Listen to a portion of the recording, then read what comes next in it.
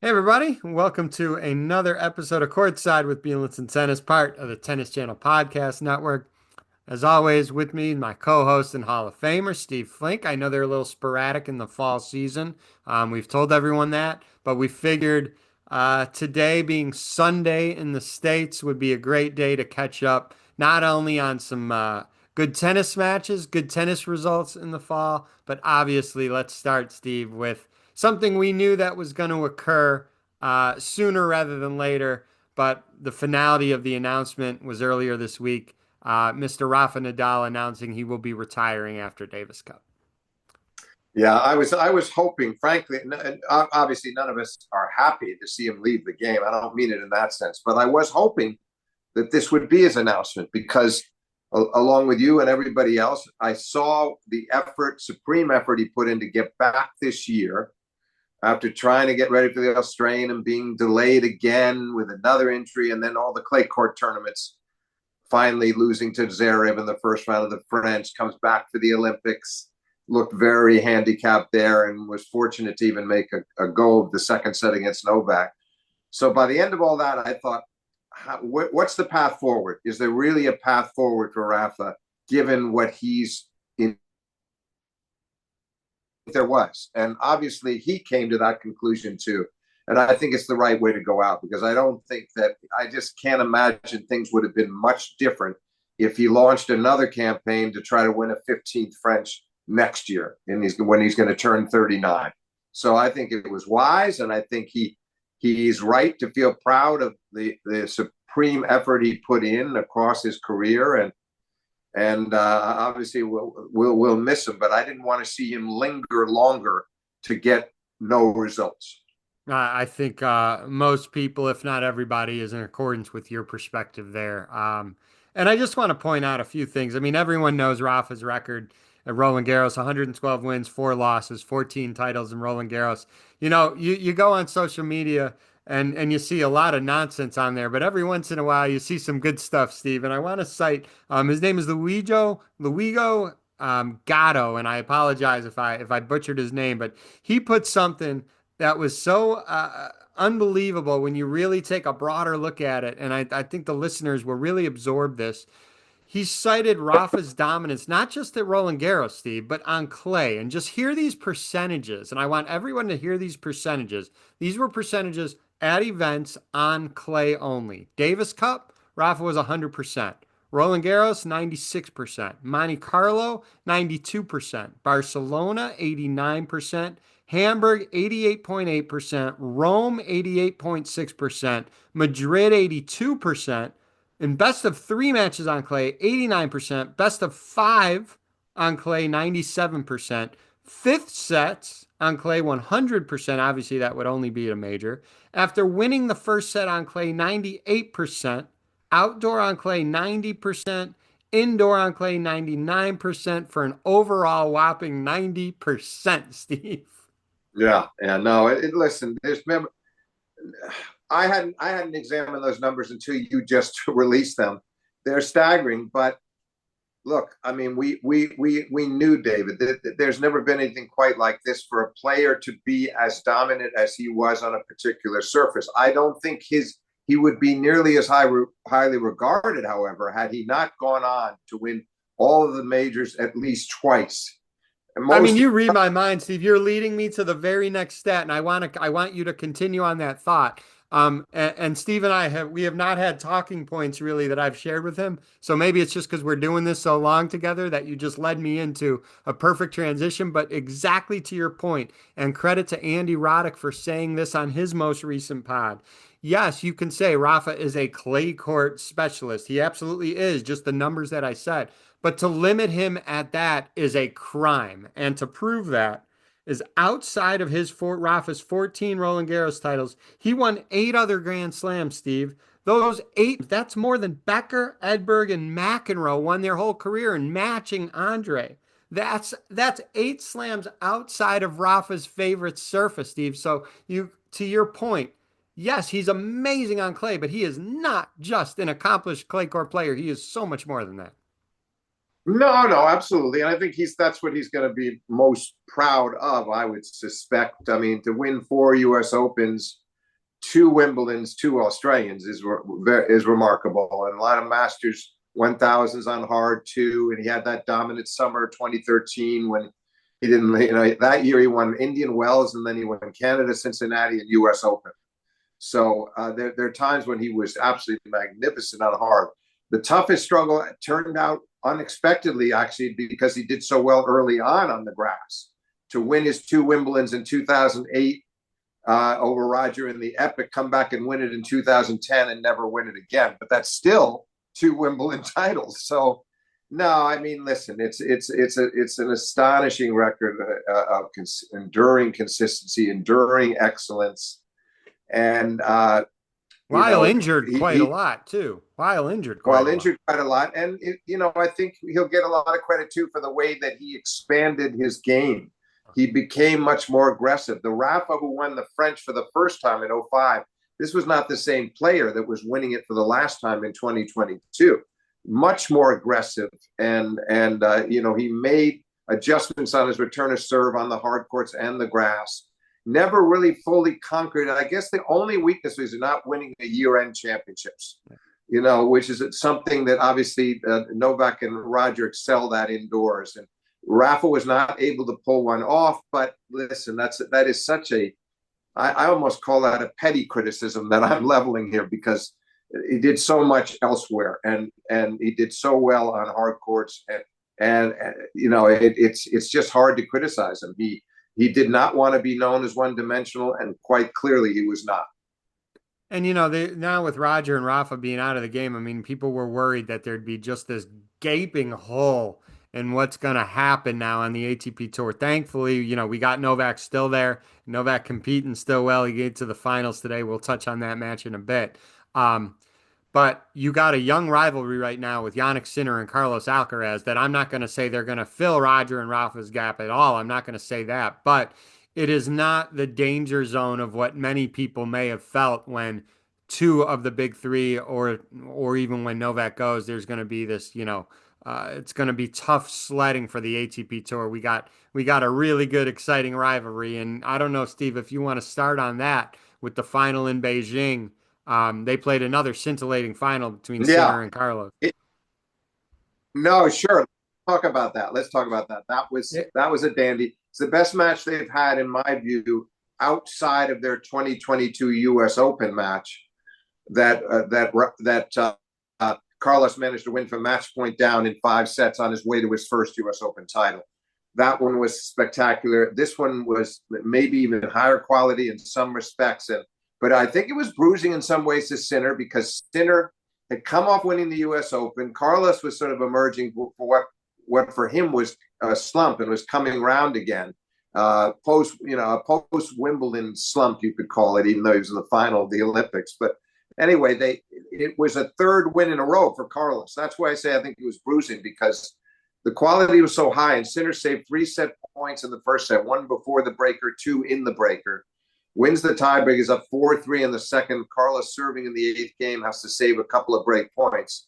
Carlos gets out of that, thus not allowing Sinner to have a chance to serve for the match and maybe end it.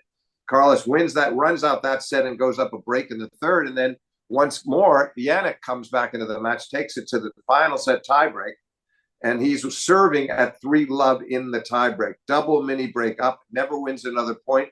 And frankly, he made one mistake in that entire stretch. It was all sheer brilliance from Carlos in winning 7 straight points to take that match out of Sinner's hands. But that was a third win in a row. And we'll talk a little bit coming up, I know, about what just happened this week in Shanghai. But I think that Sinner would have badly liked, not for personal vengeance, but for professional pride, to have gotten another crack at Carlos, because at this stage, that's the only blot, that's the only blemish on his year. They split the 4 majors, these two guys did, but Carlos has won all 3 of their matches, and that's at Indian Wells in the finals on hard, and then on the clay courts of Roland Garros in the semis, and then again in that final in Beijing. So that's the only thing you could be critical of with Jannik, is his inability to find a way yet to be caught. But that match was just magnificent. And Sinner was talking during this past week, early in the week, I saw some quotes from him where he was talking about how he kind of wakes up thinking, not feeling sorry for himself or haunted, but thinking about what he needs to fix to beat Alcaraz. Like he accepts that as his chief and primary challenge right now, and And I he'll have like that. I plenty of like more the whole attitude opportunities of to face not him. just He'll have plenty oh more he will, but I opportunities. like the no no question. But I'm saying I like the idea that rather than say, oh, I was just unlucky, or oh, I've had bad luck, or I know I'll get him next time. It's more, no, I know I need to fix certain things. He wasn't to fix, but the idea that this is what's on his mind, that he's trying to pinpoint what's necessary, it tells me that he's a great professional, which of course we knew. He's only reaffirming it, but I like that idea because I'm convinced that this rivalry long term will endure, and that Oh, Sinner will get his share of wins over Carlos, and that one was just a magnificent clash. so that was a Wednesday final, which was still a little odd for me. The men finished on Wednesday. The women also in Beijing, they played, and that was on. They finished later in the week, Sunday morning, with CoCo Gauff beating Karolina Muchova 6-1, 6-3. This was CoCo's first title, first tournament and title since the split with Brad Gilbert. It was nice seeing her have good results, especially because the last time a lot of us had seen her was in New York in that really, really struggle of a match. Serve, forehand versus Emma Navarro. She wins that title, compounds it by getting to the semis in Wuhan, loses to Sabalenka, and unfortunately, again, it's either the serve or the forehand, sometimes both. 21 double faults, Steve, comes into that semi. And, Yeah, again, I've said it so many times. Credit to her for doing as well as she has in her career with two weaknesses that she knows she has to work on. yeah, and that was the set. Let's just start with that one. That one was 6-1 first set for CoCo over Sabalenka. And then I think 18 of the 21 doubles were in the last two sets. They were Correct. extremely costly. And, some of them a bit feeble into the net. That's when you kind of know that she's doubting herself or tense or what. You're the teaching pro. I'm not. I'm the journalist. But I don't like seeing players serve double faults into the net. That always worries me much more than somebody serving a double that goes 6, 8 inches long.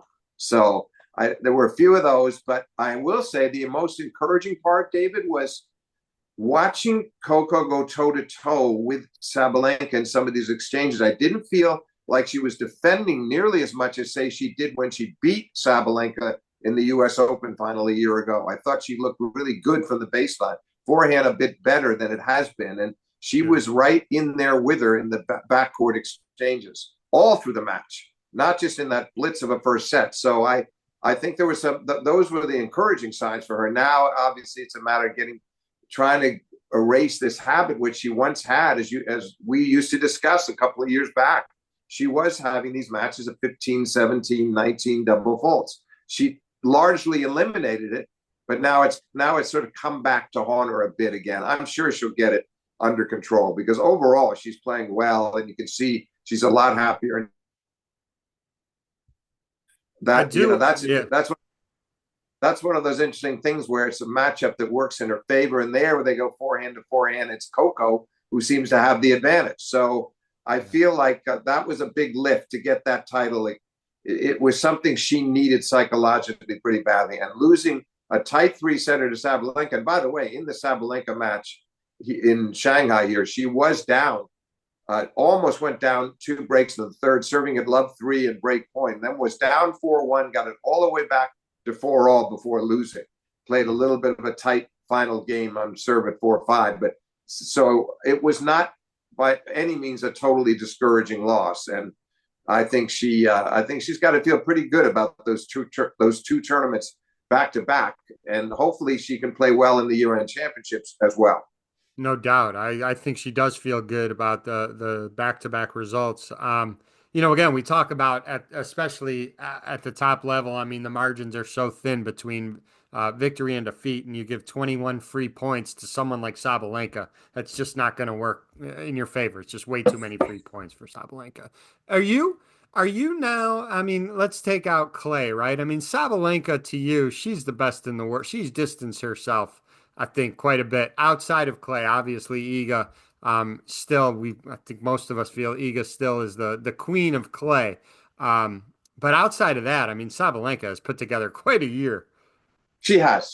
No, I think she is. I think she is. I guess what I like the most is the game. She can still go through these stretches of spraying balls and making mistakes, and you can feel a certain tension. But emotionally, she seems to handle it better. I don't feel her falling apart in that respect, mentally or emotionally. She stays in there and just moves on to the next point, and that's why I think I don't worry about her as much in some of the three. She still loses some three setters to be sure, but not as many. And yeah, at this point, you have to say all surfaces combined, she's definitely the best in the world, and I think she's going to pile up some majors, and it's going to get interesting to see if Iga can reemerge the way she wants to, and inevitably will. But with Sabalenka picking up majors sometimes in clusters herself, can she close that gap? Where will they stand 4 years from now in Yeah. major? I think if I had to predict it, I'd say Sabalenka would have more. But Yeah. we'll see. It's going to be interesting to Well, watch as that develops. it could be. I mean, the thing about Iga though is I think every year she's always going to be really tough at the French. That's the Yes. one time I think she's entirely comfortable is when she gets on the clay, but particularly Roland Garros. But on the other hand, she's had a real difficulty coming through at the other majors. She has the U.S. Open, but that's it. Hasn't won the Australian or Wimbledon. A matter of time, I think, before Sabalenka gets a French herself somewhere along the line, but certainly piles on more U.S. Opens and makes her mark at Wimbledon as well. And Yeah. we've seen twice in Australia she's come Correct. through. So it's an interesting picture, and I hope that rivalry. I mean, we just alluded to Carlos and Yannick. I hope this rivalry with Sabalenka and Swiatek. I'd like to see that one flourish as well, and hopefully it will. Once Iga kind of comes out of this period, which has been difficult for her post Roland Garros this year, then and really starts hitting her stride again next year, I think we're going to see some more bruising battles and some epics between those two. And I know we both hope that whatever's going on with Rybakina, that she can get right and she can get Yeah. healthy and better, whether it's physically, emotionally, mentally, whatever's going on, because she was right there with the three of them, going toe to toe. So hopefully she Oh, gets sure. herself right as well. Yeah. I want to mention Taylor Fritz real quickly too, because again, a great run making it to the finals of the U.S. Open. Makes the semis of Masters 1000 Shanghai. Goes up against his, I guess we could say it's his nemesis, his arch rival nemesis, nemesis Novak Djokovic. He's now 10-0 against Taylor. But to Taylor's credit, he's not playing Novak in early rounds. He's not playing Novak in first, second, or third rounds. By the time now Taylor plays Novak, it's late in the tournament. So it takes a lot to get to that point to play Novak. Pretty good Well, but match also, yesterday.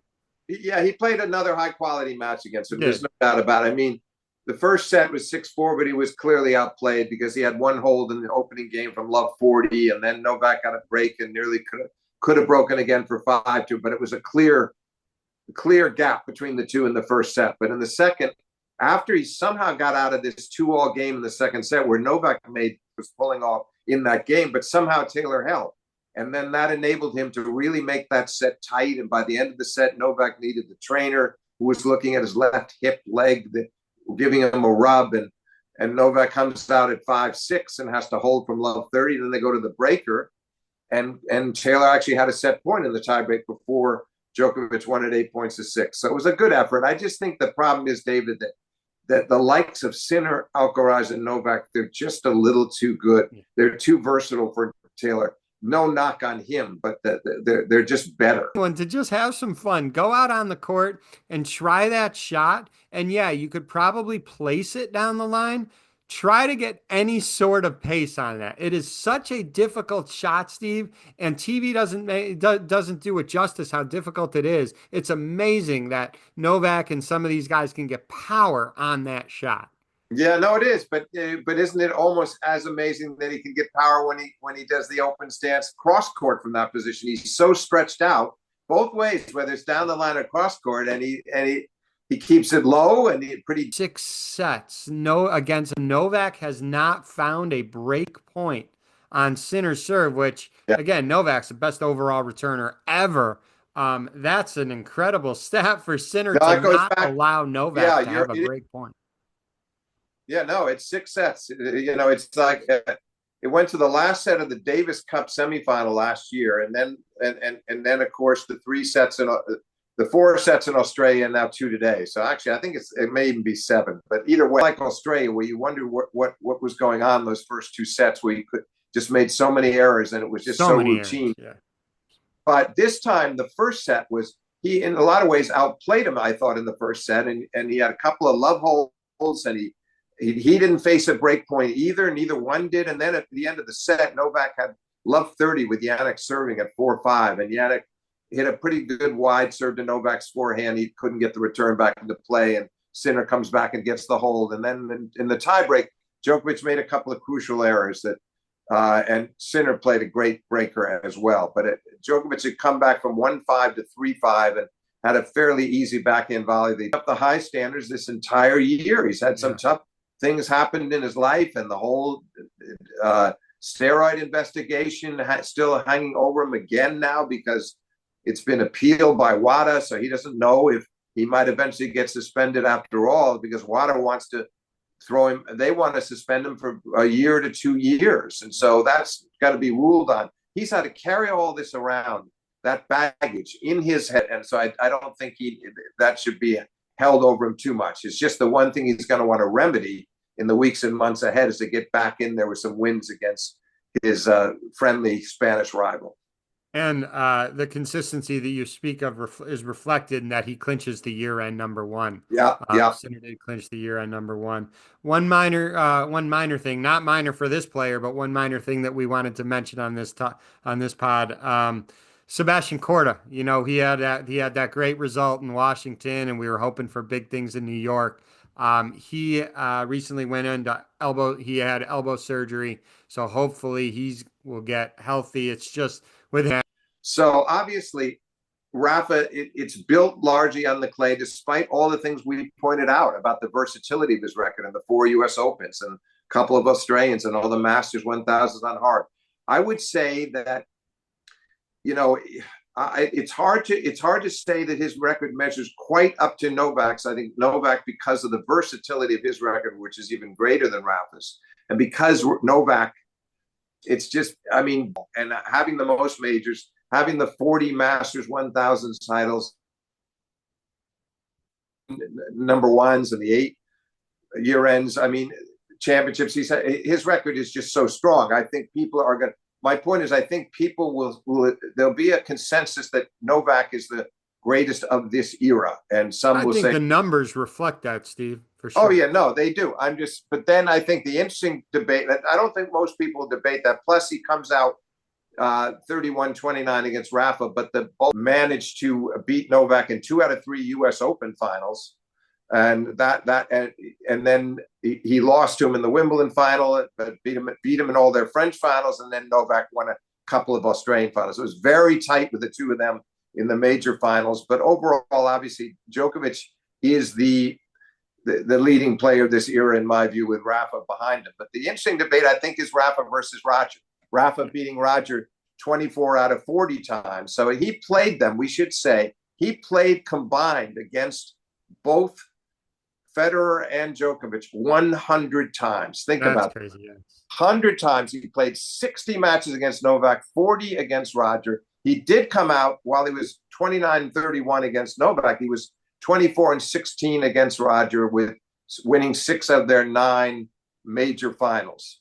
So A lot of those, I mean, were on clay too, I would say. And there yes, was a that's stat true. I saw, Steve. There was a stat I saw. I'm going to butcher the numbers, but like you don't generally think this, but for about, I would say maybe 5, 6 years, Roger Federer was the second best player on this planet in clay. He was like Right. 52-3 against everybody Yeah. else and like 0-6 against Rafa at one point. No, it's true. It's true. He didn't win. the number of prestigious clay titles that Djokovic did, but he was constantly losing to Rafa in the finals, both at Masters 1000s, and he did lose. You're right. He lost 4 French finals. So of the Right. 6 losses, but even if you take that away and you give Rafa the 4-0 at the French against Roger, Rafa still ended up 2-3 against Roger elsewhere because he did beat him in a Wimbledon final. He split the Australian finals, and they never.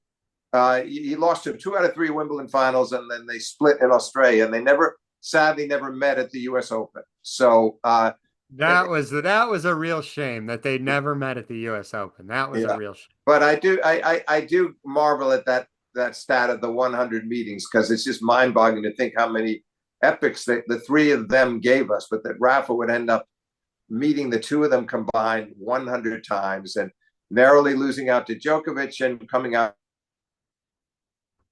good about that as well.